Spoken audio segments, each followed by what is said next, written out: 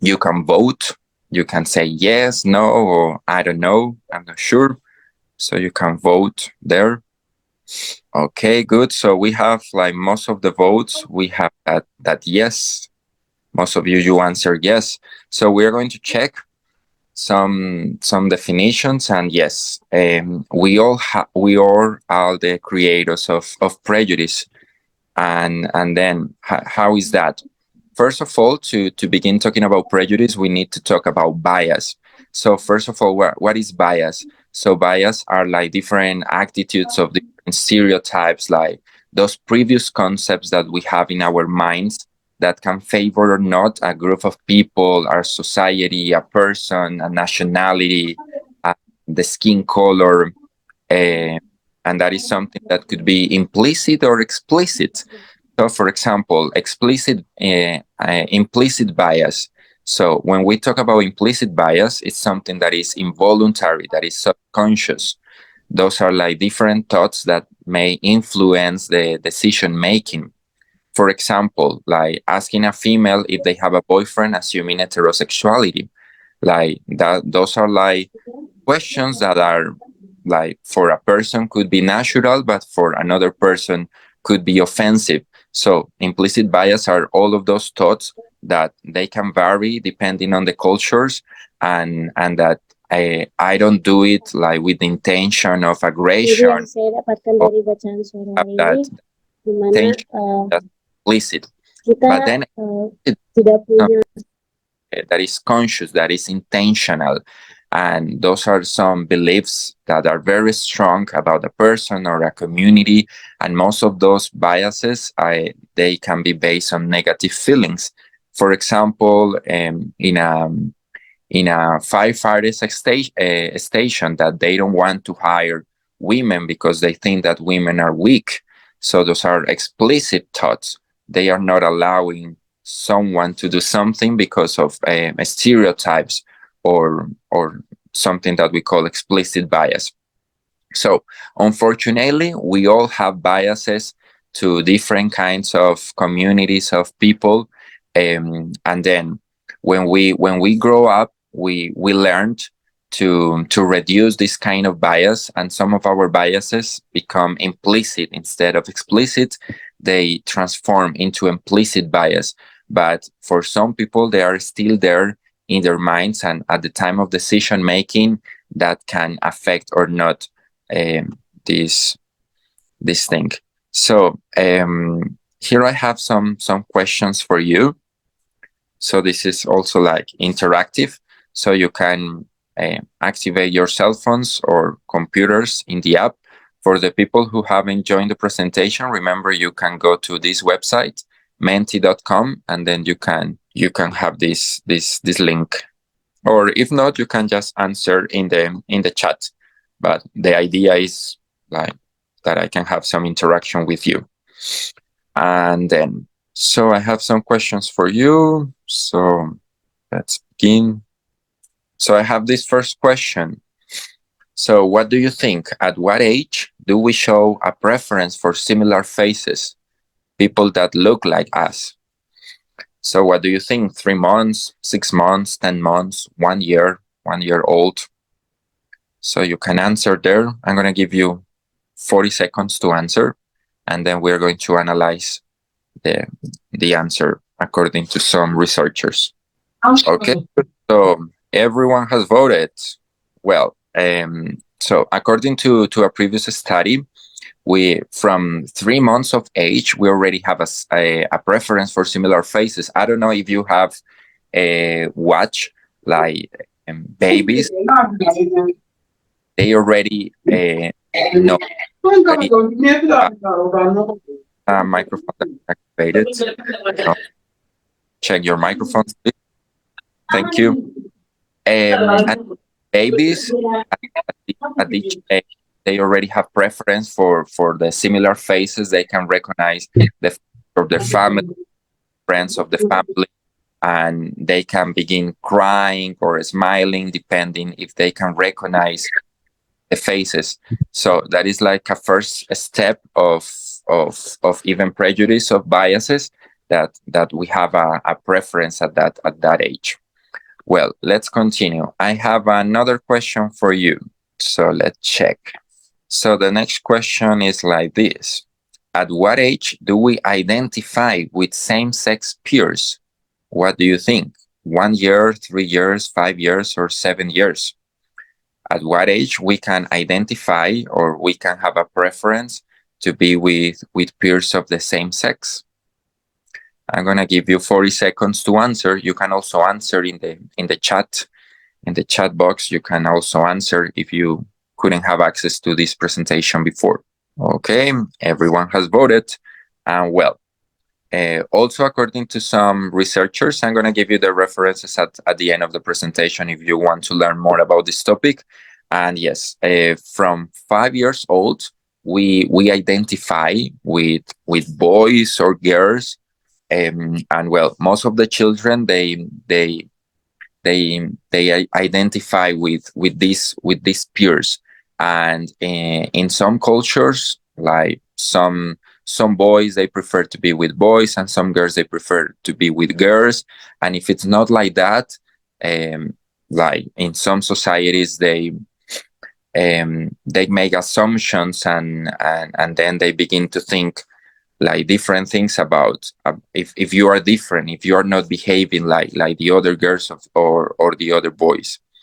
And then the last question. So here we have, and then we have 9 people connected. And then the last question, which attitudes or actions can increase prejudice? So this is more like an open question. You can write there or in the chat. So I'm going to give you again 2 minutes to answer, and then we can talk and discuss some of your answers. Then you can tell me what other things can increase prejudice. All right, 1 more minute to write your comments. What do you think? I'm very interested in knowing your comments. Well, 20 seconds, so please send your answers right away. Okay, very good. So if you couldn't answer, you can also try your answer in the chat box. So here we have a stereotyping, mannerisms. Here we have an answer in Spanish. I appreciate it. Maybe some of my students in Colombia. And then what else? Well, here we have when you see a lot of people having the same prejudice, or race, color, classism, show the children, number of factors. Okay, good. So thank you for the answer in Spanish, but unfortunately we don't have enough time to translate it. But thank you. Well, good. Now I want to discuss like some of these are some of the most common factors that can increase biases in the world. Like I can speak from my point of view in Latin America, but this is all around the world. So again, this is an interactive part of my presentation, and then you can like give an order.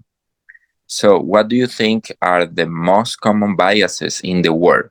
So here we have racism to Black people, xenophobia. Remember that xenophobia is that fear of foreigners, or a fear to something or someone that is not common in your culture. Also political ideologies, gender identity and sexual orientation, religious beliefs, sexism. In sexism, we have feminism, machismo. So I'm going to give you, again, like 30 seconds to answer. Which of these do you think are most common in the world, or maybe in your country, in your society, in your community? Okay, good. So those are the results of the poll. It's still changing. Thank you for participating. And then in the first place, it's still changing. Good. Thank you for your participation. So in the first place, well, according to the participants of this seminar, we have social class.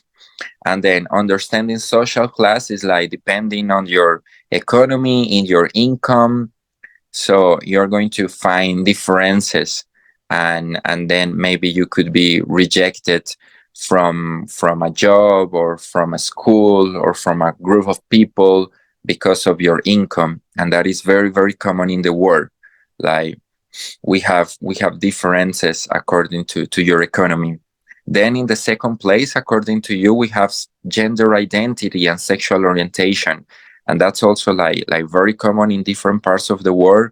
Like depending on your gender or your sexual orientation, many people will assume certain things about you, about your personality, about your skills, and if you're able or not to do certain things. In the third place, we have religious beliefs, and then I appreciate that we are from different countries, that we have different religious beliefs, different points of view, different ways of thinking. And in some cultures, it could be something that is very challenging. In some countries, you cannot speak freely about your religion, or if your religion is different from the general society, it could be also a challenge for you. In fourth place, we have racism to Black people, and yeah, of course, especially here in Latin America, that we have a very big African heritage after the diaspora that was brought here by the colonialism, especially from the Spanish and Portuguese and even British people. We have a variety of skin colors here in Latin America, and some of them, they still suffer of racism. That is also part of our cruel history about the African diaspora. Well, in the fifth place, we have political ideologies. That is also a very strong topic in the world. And in the sixth place, we have xenophobia, and seventh place, we have sexism. Of course, those of these biases are very strong, and depending on the country, depending in the society, those most of them, they can vary. But unfortunately, those are most of the most common, I would say, problems and challenges that we need to face in the world, and that we need to find different strategies in how to reduce these stereotypes and prejudice to some people and some communities. So I show you the problems, but now I need to give you some solutions, like what can we do? And then according to some hypotheses, I'm going to begin with this one that was proposed in 1954 of our sociologist that is called Alport. We have this strategy that is called the contact hypothesis. It says that if we increase contact between groups, that could lead to positive attitudes, but we need to preserve at least four things. They need to be in equal conditions. They might have common goals, and then we also need cooperation and support. If we join different people from different parts of the world, from different, I don't know, religious beliefs, gender, sexual orientation, maybe they have many different ways to think, skin color, but if they are united and I can give you equal opportunities, and they have a common goal, they have support, and they cooperate among them.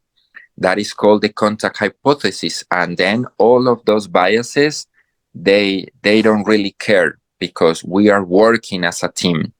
For example, I had experience in Indonesia. I participated in the Dharma Siswa program, and then we were people from different parts of the world. We have different perspectives, but then we have a common goal, that was learning Indonesian, learning Bahasa Indonesian, learning about the culture.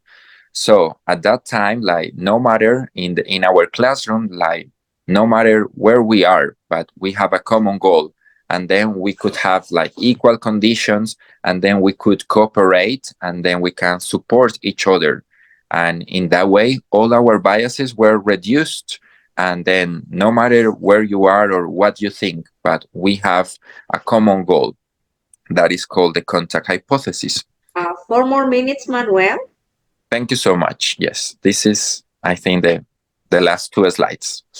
Then we also have the common in-group identity model that is very similar. This was proposed in the year 2000 by Gertner and Ovidio, and it's similar that we need to share a membership of something. When we belong to a group, when we belong to an institution or a group or a company, in that case, we have also a common goal. And then we have the concept of we versus they. And then we begin to think, it's not like they are different. It's not that we are a group.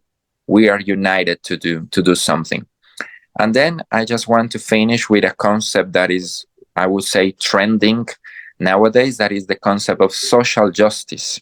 And that concept is related to find an equitable, valuing diversity and providing equal opportunities to all its members, irrespective of their disability, ethnicity, gender, age, sexual orientation, or religion, and ensuring fair allocation of resources and support for the human rights. And that's why I love in Indonesia, you have this concept of united in diversity. And I think that is the best way to summarize my presentation. If we value how diverse we are going to be a better society. So thank you so much. If you have questions or comments, suggestions, you can also text in this presentation or in the chat box. Thank you so much, and thank you for the opportunity. Okay, thank you so much, Manuel. Manuel highlight about social justice. Yes, that's part of the law student focus. We talk about the social justice a lot. Okay, and I have to. Okay, there's an interruption. Okay, so next, I would like to invite. This is also the alumni or Dharma Siswa Indonesia. You used to come to UIP to study and then mingle with the Indonesian students and professors. Mr. Cuauhtemoc Alfaro from Mexico. He is an independent activist in Mexico. So, Temo, are you with us, Temo? Yes, I Okay. am. Thank Please. you. Okay. Can I share my screen now? Yes, please. Okay. What about the microphone? Is it good? Yes, we can hear you very clearly. Okay, just one moment. I want to put it in presentation mode. Okay, 1 minute, please. I don't know how to do this. Okay, what about this? Okay, that's clear. Yes, right? Okay. Yeah. So, yeah, my name is Timo. I'm from Mexico. Nama saya Temo. Saya berasal dari Meksiko. Saya bersyukur karena kamu mengundang saya. So thank you very much for the invitation, and I will speak and I will share some of the most recent insights that I got from technology and human rights. So the agenda for today, I'm gonna start with what is humanitarian assistance, then why technology is important to support this, then my experiences as an international volunteer, and finally some of the recommendations that I want you to acknowledge. And if you have any question, you can always ask, you can interrupt me, or you can also write them on the chat. So what is humanitarian assistance and why I'm so interested in this particular topic? Because the purpose and the reason that I'm here, it's because I want to save more lives. And when I was in Indonesia, I think I was aware that I wanted to become a humanitarian data advisor employing technology. So the crises that we're currently facing are increasing every year, mainly by man or by nature. So the mission is to prevent and to be ready to tackle all of those inequalities that this environment causes. And finally, the principles that every humanitarian leader, as we are, and I believe that you are also humanitarian leaders because you're part of this university, is humanity, impartiality, neutrality, and independence. So I'm not gonna go deep in these values or these principles because I'm gonna explain further. And then, yeah. So how technology is involved in all of this? Do you, okay, sorry, okay. How technology is involved in this? So I was analyzing one of the models that supports innovation, and it was proposed by Karayanis and Campbell in 2019, and it is called the quadruple helix of innovation.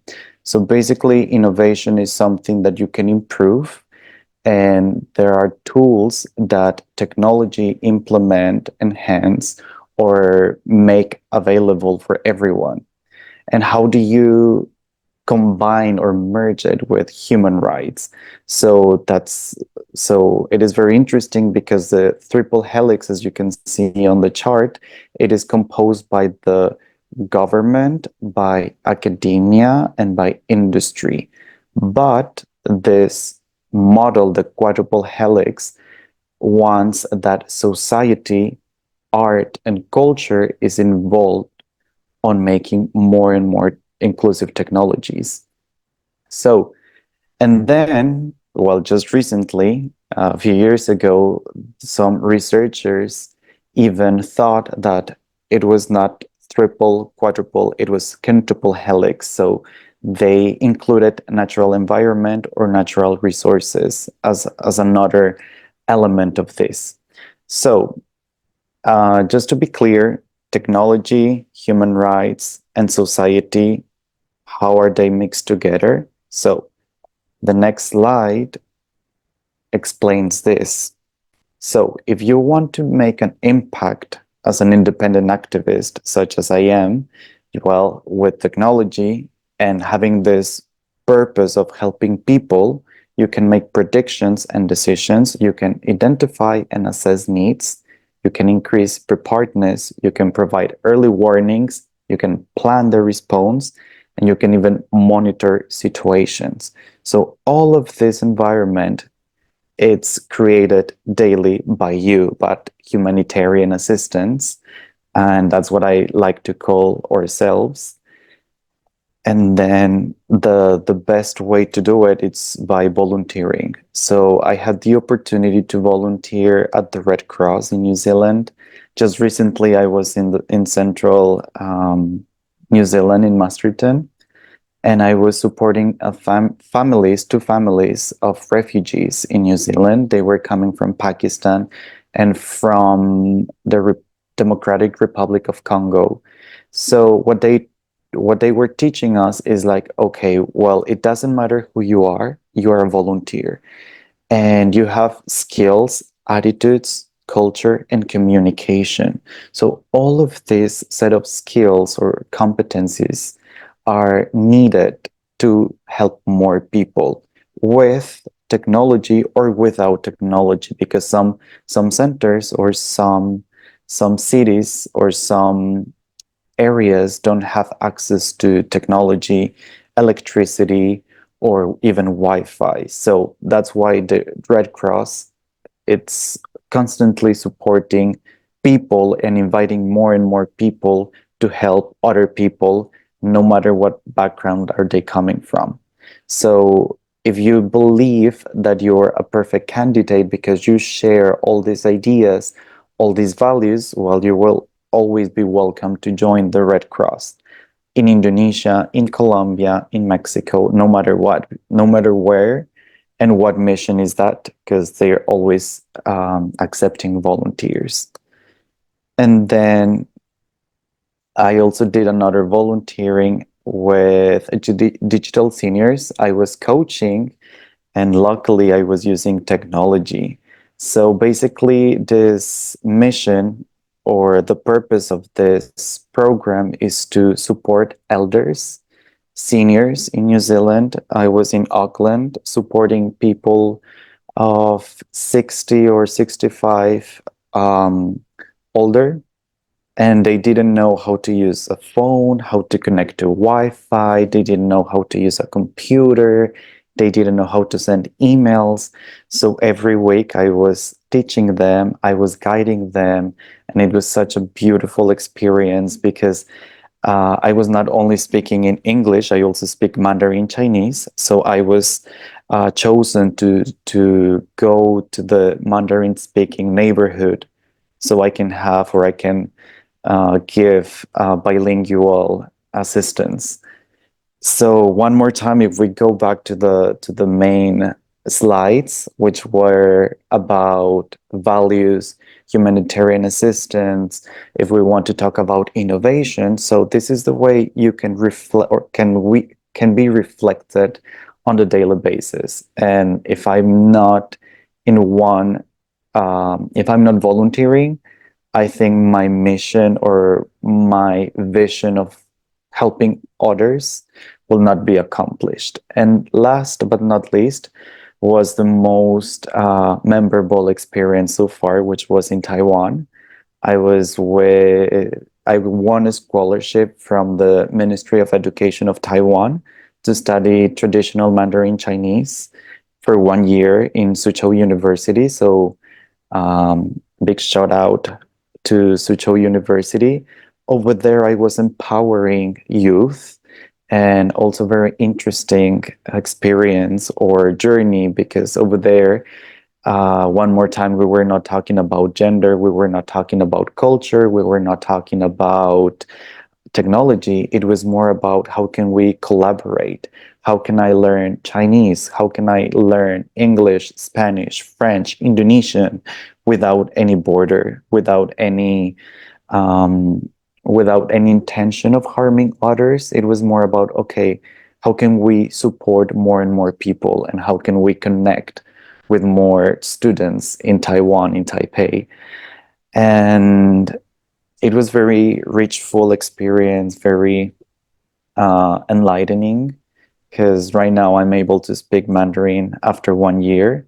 So I'm very grateful with all of the students, all of the Taiwanese citizens and friends that I made.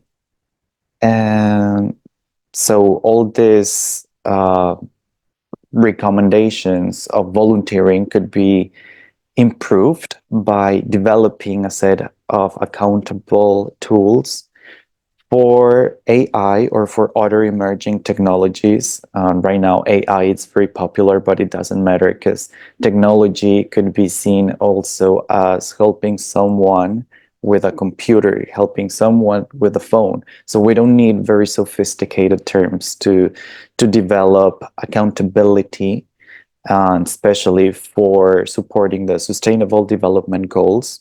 I think that's the trend right now. But on your daily life, you can do more and more technology and more humanitarian assistance that you ever thought about. And then you can also engage with the deployment of responsible tools, such as projects, prototypes, and education. So I was talking before about the quadruple helix of innovation. So that's a prototype, that's a project, and that's also an educational mindset that innovation or some universities are having as a new approach of developing technology. And finally, you have to implement ethical principles, or you always have to to to to take your humanitarian side of yourself, because no matter how technological, futuristic, or contemporary technology is, because they say that technology is going to replace humans, and that's, from a point of view, false, because we humans, humanitarian assistants, are changing that narrative, because we will add and we will always welcome and support and advocate for transparency, justice, nonviolence, accountability, and privacy of data.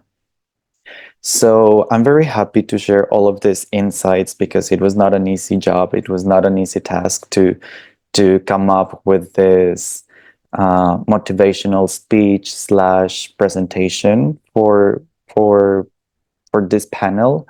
So if you have any questions, or if you have more inquiries, or if you want to know more about this topic, you can always reach me out. I have my email here.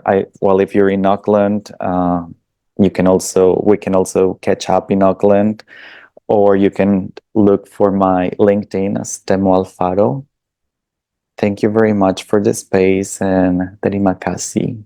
Thank you so much, Temo. It's very interesting. I believe that there are young people in this Zoom meeting would like to ask you about the volunteers job and experience regarding, how you mingle with different cultures, with different backgrounds, and you stay in different countries, okay, without making barriers to sexist or for genders and etc. Okay, but let's leave it there because we would like to invite the next speaker. I would like to call Mr. Sunkung Danso from Gambia. Are you with us? Ready, Sunkung? Hello, Sunkung. You're still muted, Sunkung. Sorry, I am muted. Yes, that's fine. Okay, so let me introduce Sunkung. Okay, so Sunkung Danso, he is a monitoring and evaluation specialist to Childfund The Gambia. So, well, we are quite honored to have someone from Africa today. Actually, we have another speaker from Cameroon, but I don't think that he can join it because it's early in the morning, right? What time is it in your country, Sunkung? It's 10 a.m. 10 a.m. All right. Okay. Yeah. Okay, Sunkung. Okay, the screen is yours. All right. Let me share. Yes. Good morning, everyone from the Gambia. Like she said, my name is Sunkung Danso. I am also a former student of Indonesia from Universitas Airlangga. I completed my studies in 2020 during COVID. Immediately, little bit after COVID, I just left 2021 January. Yes. So my topic here is going to be youth and peace, looking at the gender and the human rights perspective. So I looked at in this way, which is building resilient society through inclusive participation. My presentation, it might not be very academic, but I want to deal with my profession is monitoring, evaluation, and knowledge management and learning specialist. So basically, we deal with issues and try to capture learnings. So this is something that I want to present here today. You look at youth, diverse youths are working together, which symbolize unity and inclusion.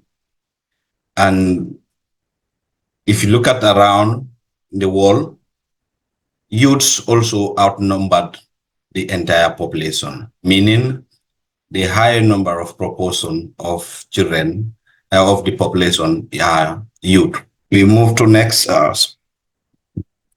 slide. Okay. Youth makes up a significant proportion of global population, and they are critical for sustainable peace in terms of sustainable development and all that not. And youth are contributing significantly into the economy. For example, in Africa, most of the SMEs, small businesses, small medium businesses are run by the youth. So youth, they are always at the center stage of running these businesses. And we all know the significant contribution that those youths are making into the economy. For example, in Indonesia, while I was there, there is something I learned You look at the market, you look at the local market especially, you see youths in this local market, because I like visiting local market. I interact with them. So, you know, the youths are contributing significantly to the economy of the Indonesia. Much the same like Gambia. We have about 63% who are youth. 63% of the Gambian population is youth. So gender equality, it also enhances effectiveness in peace prevention and resolution.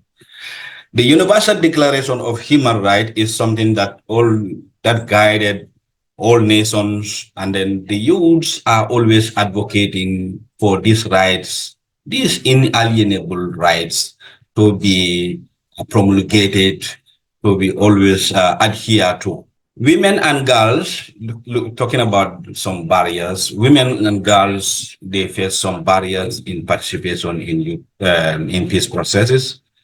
You know, suppression of youth voice, lack of access to education, and discrimination also affect women. Youth also from minority groups are often excluded. For example, in Africa, we have some minority groups around, and always they are discriminated against, whatever reason.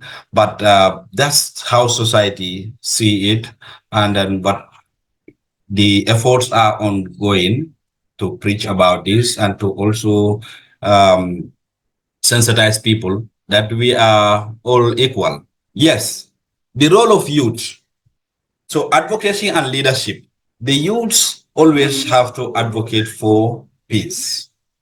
And then if you look at Gambia, our landscape, we have so many youth around that are intervening in this area, and also they are always forming groups, formal groups that are advocating for justice and equality at all time. Policy influence. There's a youth group around. There's a youth group around that are trying to influence decisions, policy decisions, and gender sensitivity and human rights oriented policies. These youth groups are always advocating to have, you know, a just society, sort of, and then they are working towards this.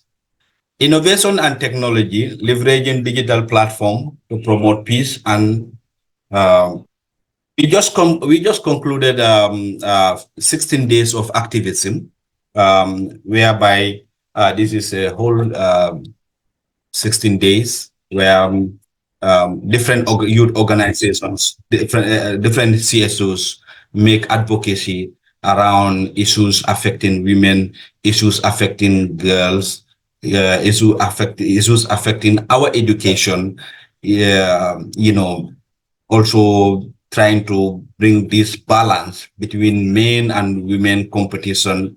You know, like some scholars will say, you know, the society is somehow patriarchal.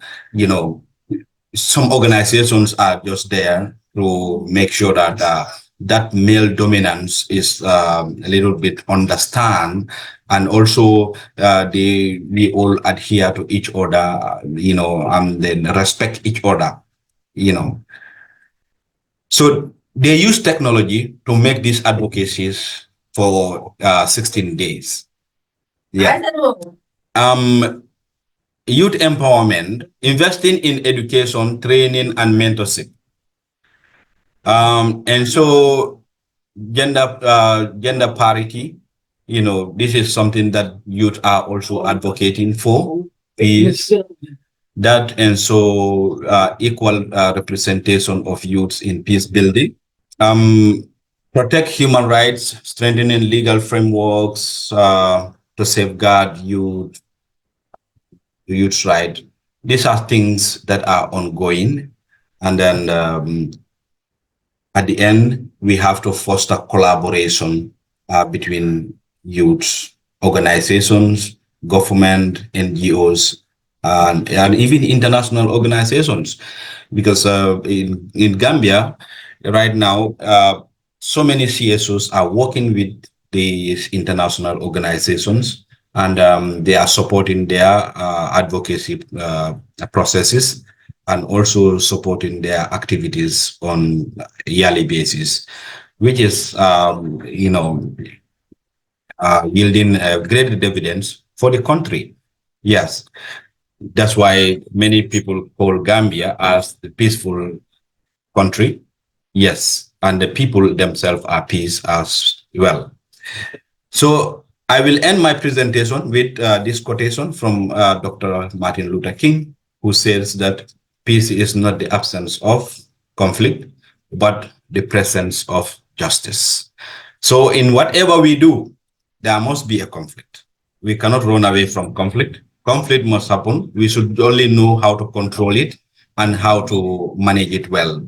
But always justice must be served and justice must be adhered to. So thank you very much for listening. If you have any question, you can drop it in the comments, or if you have anything, then we can say. Thank you so much. Thank you so much, Sunkung. Okay, now it's the time for question and answers. Unfortunately, because of the time zone different, Manuel and then also Professor Ratmila, she has to leave, but there are some questions already here in the chat box. But if you want to ask questions directly, okay, please do so. Okay, and just raise your hand, and then I allow you to ask some questions. Okay, and then we already have one question here is from Dia Mulyasari. Dia, would you like to speak directly, or I just read it from the chat box? Yes. Yes, Dia.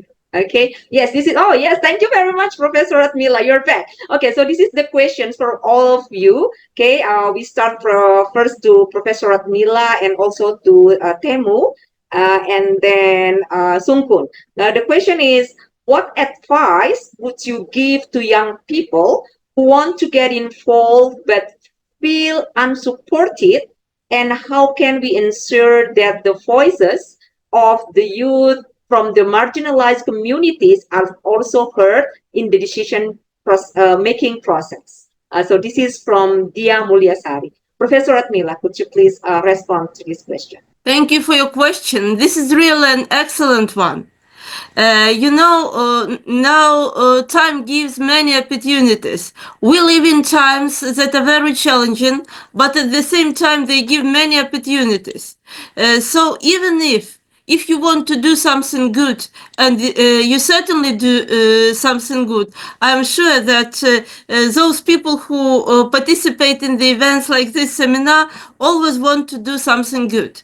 But if you feel a little bit unsupported, what you can do, you can find fellow thinkers among your community, among your fellow students, among your mentors. You are very lucky because of having such people like Professor Shahrullah and other colleagues from your universities, who I'm sure will be able to help you in doing that, to help your voice being heard. But even if you are not in close connections with people who can help you at this very moment, what you can do is just find people through the social media. You are all active users of social media. Not even you, even our generation of your teachers is active users of social media.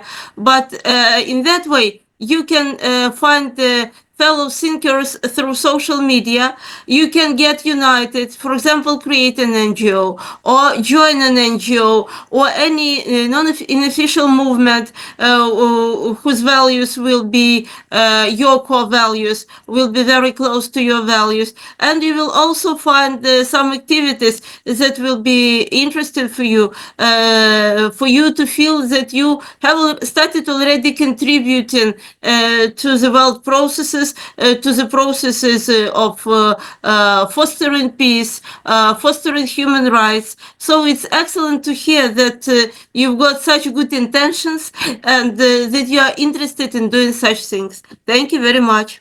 Okay, thank you, Professor Admila. Temo, would you like to respond the same questions, please? Yeah, I think it's very easy to feel unsupported.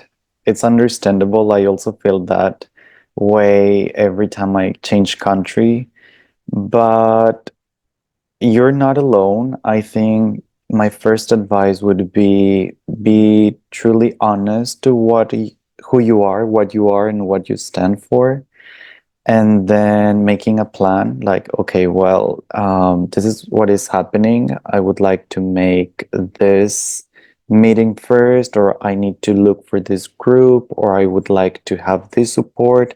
So having a plan and specific objectives and goals would be the best advice that I could give you. And then after that plan, you can execute it, and then little by little you will find more and more people or more organizations, institutions, groups, social media, supporters, etc. Thank you so much, Temo. Sunkun, would you please respond to the same question? Sunkun here. Sunkun? Yeah. Yes, please. Yes. I will just advise that, let them be more receptive, and then believe in yourself, and then all right then. Okay, so probably later Sunkun will respond to the first questions. And we have also one, this is a student who would like to ask directly. So please. sorry. Oh, all right. Okay. Sorry, I dropped. I dropped. All right. Yes. Okay. Can you please respond to the question? Yes, like I said, you have to develop something like what they call thick skin. No matter what negativity that comes towards you, you just see it as it's normal. And that's what I did whenever I travel out of my country, and I interact with people, and whatever I receive, I just see it as normal thing. It's okay. It will come to pass, because whatever you tell me or you offend me, I will not carry it on my body. So nobody will know that they said this to Mr. Danso or whatever. And then in whatever we do, let's just try to maintain that peaceful coexistence wherever we are. Violence does not solve any problem.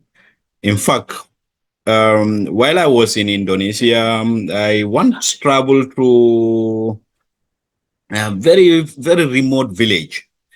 There's this old man who came to me, and then, that from the look of things, like it's like he has never seen a black guy, sort of. But what he did to me was like, my colleagues who are from Pakistan were very angry, wanted to respond, but I told them, no, it doesn't worth it. Please, let me respond. So I respond to the guy and enlighten him more.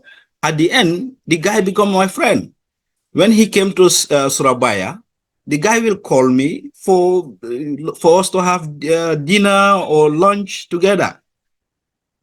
Yeah, so this is our responsibility we can do to maintain peace in this world. Okay. Thank you. Over to you. Okay. Thank you so much, Sunkun. And I've got the students here raise his hand. I would like to invite, let me check his name first. Okay. Can you please, Pak Tengku, can you please unmute yourself? Yeah, and then raise your questions. Yes, Bu Rina. Yeah. Thank you for the opportunity. In this section, maybe I have a little bit question for all the panelists. I want to ask about the policies, the policies in every country that can affect some minority or some people, and the policies can hurt the right of, from the some peoples in other country.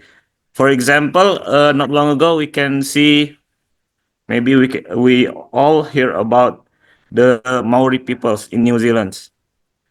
This happens because of some policies or the regulation that affect their right and can hurt their life. Not in also in New Zealand, maybe in other country we can see the same case and the same things. What do you think for us as a part of society? Of course, we all must follow and must do the all regulation that makes from the policymakers. Hello. Yes, sir. Think about us as a part of what we should do about, for the policies that affect for our right, especially for the some minority. Ayo, let's work on the phone time. What am I doing phone candidanica? Okay. Thank you. Sorry, this is disturbance. Okay. Right. Thank you, Pak Noval. And Prof. Ratmila, are you still with us? Prof. Ratmila, would you like to? Yes, please. Okay. Yes, I'm here. So it's very important to again, a very important question. You know, youth maybe in most countries or even in all countries of the world is very active, honest, sincere, and sometimes is a driving force for transformations. For example, in Ukraine, in 2014, Ukrainian youth that was one of the main driving forces towards the movements to the European Union. How you can get involved in social movements and even in politics, how you can influence politics. In many countries there are some advisory boards at the ministries. There are some associations cooperating with the ministries. So try to join them because it is really important that you will not be alone and your voice will be heard. Just inquire what opportunities exist in your country, because in most countries such opportunities do exist, so that you can join those boards, associations, etc., because this will start you influencing or at least participating in the processes and being connected to the people who may influence the processes in the best way. Okay, thank you so much. Okay, Temo, would you like to respond? Because this is the question for all the panelists. Yeah. So for technology, which is my field of studies, I would say that unfortunately we are dominated by all these terms and policies that we accept every time we want to log in or sign up for a new app. So changing those policies might be complicated, but if you want to be involved in policy making, more particularly in the tech field, I think you can start by getting involved in all this privacy and sensibility, and also block, because right now there are so many scammers. So by blocking all this intrusive or not looking good emails, that's a good way to be involved, like to begin with, to protect yourself. And then being involved with the latest trends, the news, and as an individual, probably we have the hope to change the world, or not the world, but at least the local environment, by being informed. And knowledge is the greatest tool for social change. Okay. Thank you so much, Temo. Okay, next, Sunkung, would you like to answer the question, please? Yes, I will answer that question, but particularly that was my on my S2, that is kamu punya S2 kabikajan public, and the policy objectives never discriminate. The objective of any policy is to have a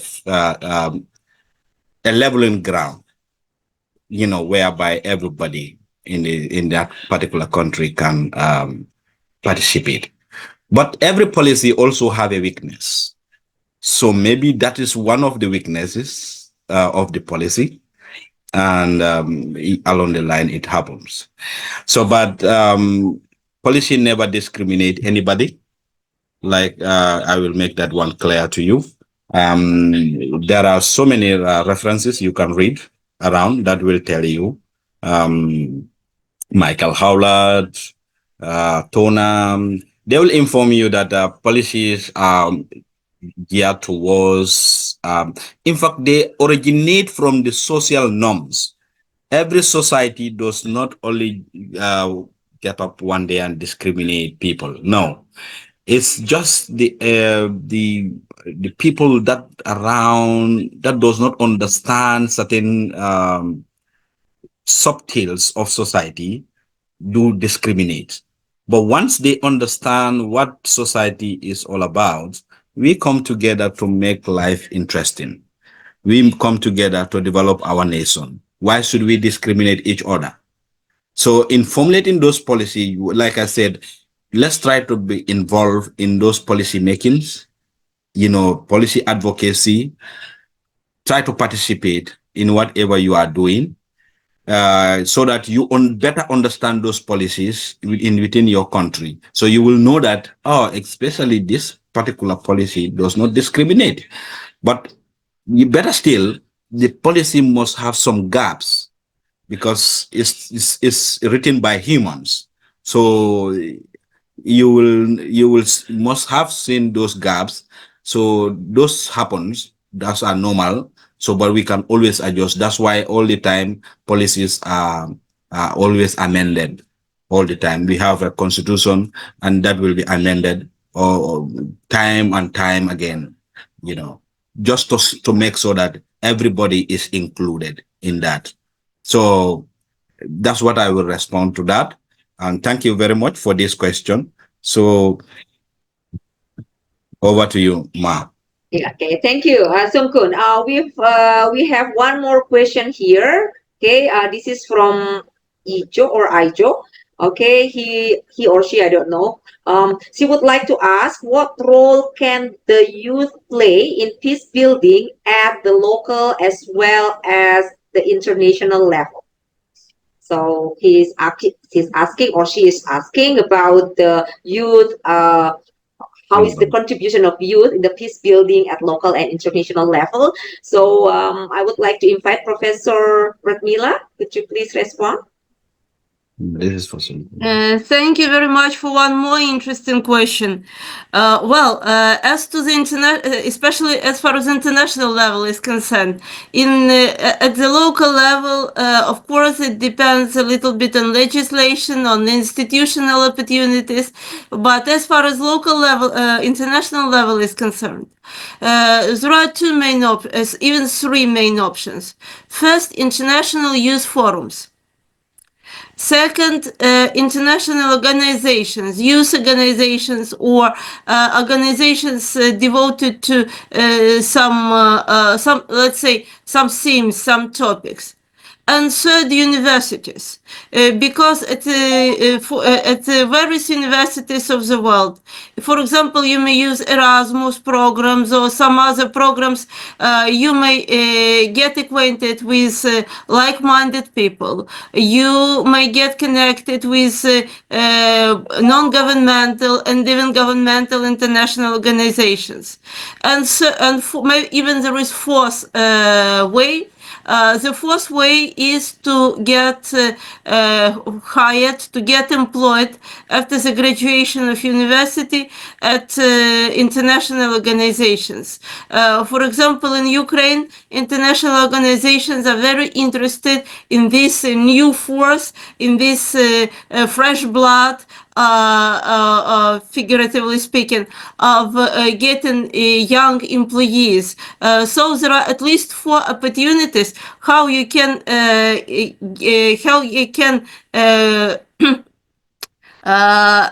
not even get noticed, but get involved at some activities at the international level. And the more you do, the more you will be noticed, the more you will, chances to influence you will have. So I wish all of you the inspiration. I wish all of you goodwill and will to continue in the way you are now doing. Good mentors, good colleagues and friends, health, and certainly peace. Thank you very much. Thank you for this, for the invitation to this very wonderful and very, very inspiring seminar.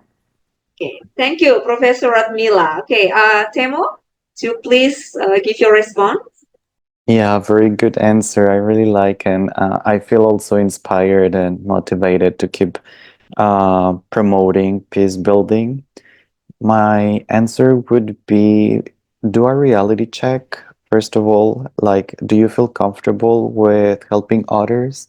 Do you feel comfortable by accepting people from other nationalities in your area? Do you feel excited about meeting other people from different backgrounds? I think that's important to acknowledge first, like how are you individually to be with or being around with other people that it's different from you. And then also, how do you interact with your digital network? Because right now there are many locks or many let's say cancellation culture, that if you say something, you might be blocked, or if you have a behavior that it's not appropriate in that group, so you might be blocked, or you might be canceled, or you might be mute. So that's also like how is your participation in these digital networks?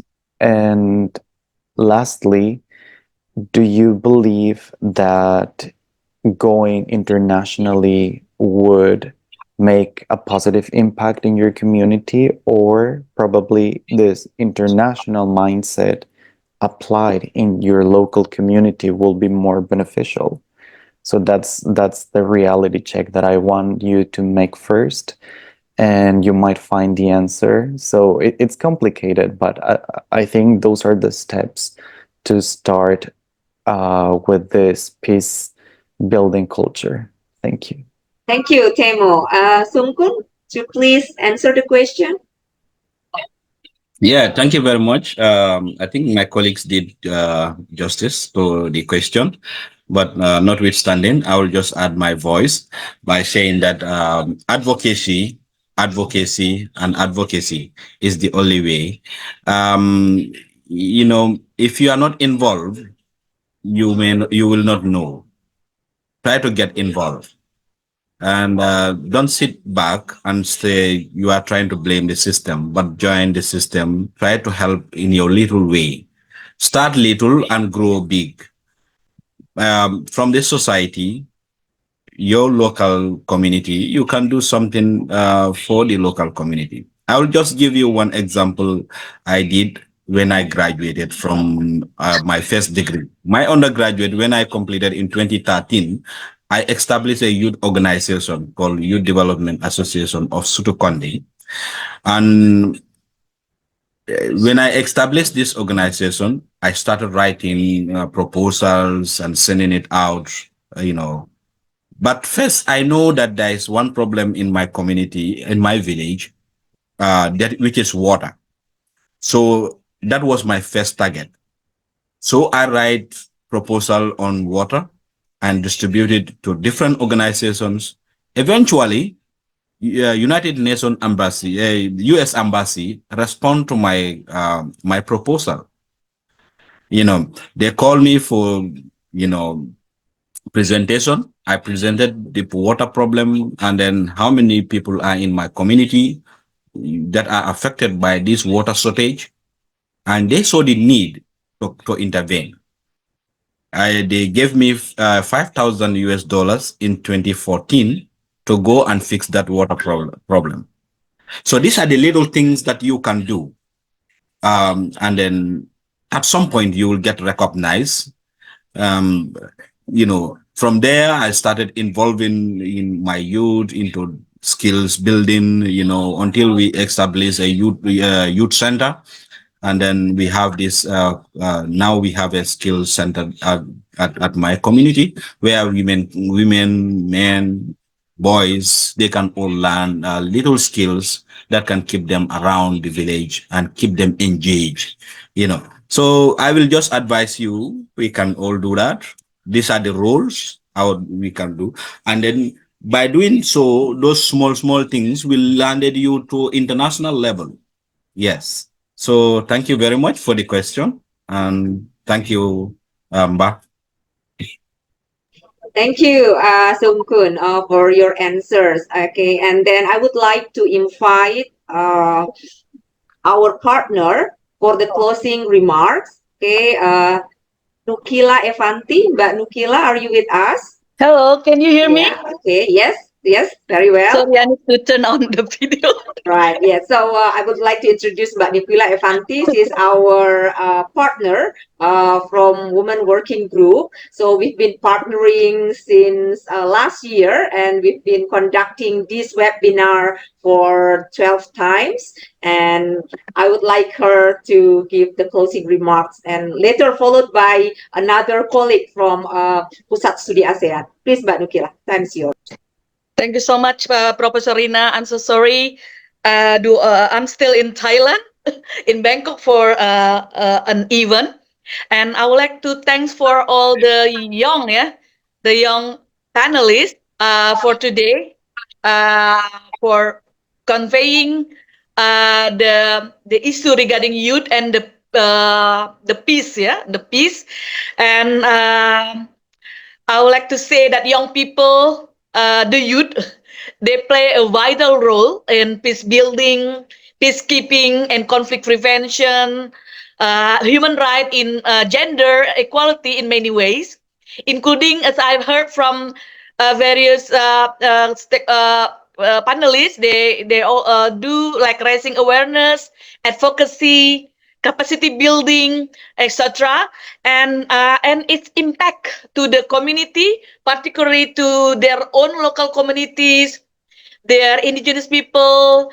other young people, their peer, that and also they can inspire others, other young people in universities, in the village, in the provincial level, that they're the one, they're the one who are the change maker. They're the one who can also change, change from bad thing to the good things, from and make something better, for the world. So thank you so much, and I hope it's useful for all the participants online. And give the floor now to the moderator, facilitator, Professor Rina. Thank you so much. Okay, thank you so much, Mbak Nukila Evanty. And I would like to call Ibu Nina Sahara. Are you with us, Ibu Nina? Yes, I do. Yes, okay. Yeah, okay. Ibu Nina, I would like to introduce Ibu Nina. She is the head of ASEAN Study Center. She's also our partner My name, oh sorry, I forgot to mention my name because I was so excited delivering this webinar. Okay, I'm from Women Study Center of Universitas Internasional Batam. So this is my partner also in conducting the webinar until this 12 series. Okay, Ibu Nina, the time is yours. Okay, thank you, Professor Rina. Hello, everyone. I am Nina Zahara. And first, I would like to thank the panelists for giving a lot of knowledge today to the participants. I apologize for my late arrival due to another schedule, and I'm here representing the ASEAN Study Center of Universitas Internasional Batam. Yeah, and so far, this webinar of on human rights issues has been held 12 times. Yeah, I guess it's the 12th series. And this time, the theme focuses on the contributions of the youth to peace. Peace may not always solely associated with conditions of war, yeah, or any the conflicts between countries, but also the internal conditions of any states of any country, and how the government will address the internal issues, and how the youth will give the effect, yeah, give their contributions to enhance the peace. So conflict can occur in every country under any circumstances. Maybe like this time in Indonesia, we are in a post-election conflicts, yeah, or due to the new regulations perceived as detrimental, or any conflicts arising from inequality. I represent ASEAN Study Center of Universitas Internasional Batam.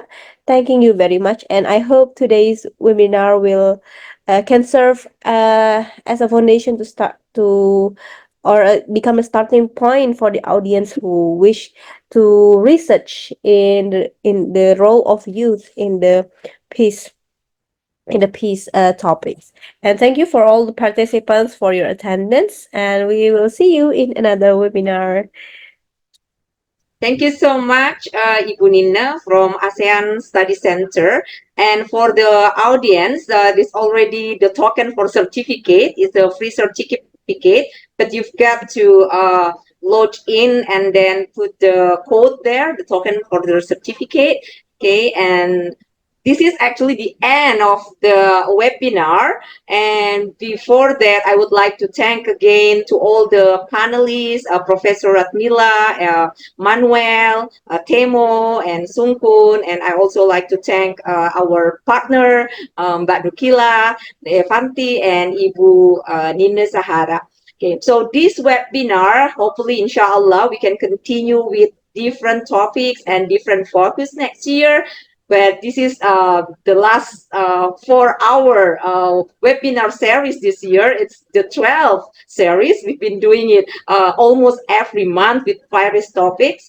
And then if any one of you in as a panelist here or the attendees of this seminar, you would like to contribute as a speaker, as a panelist, please inform us, okay? Inform me, Rina Shahrullah at UIB, or Ibu Nina from ASEAN Study Center, or Mbak Nukila from Women Working Group. We will so happy to make you or engage you as part of our partner in as a panelist in the webinar.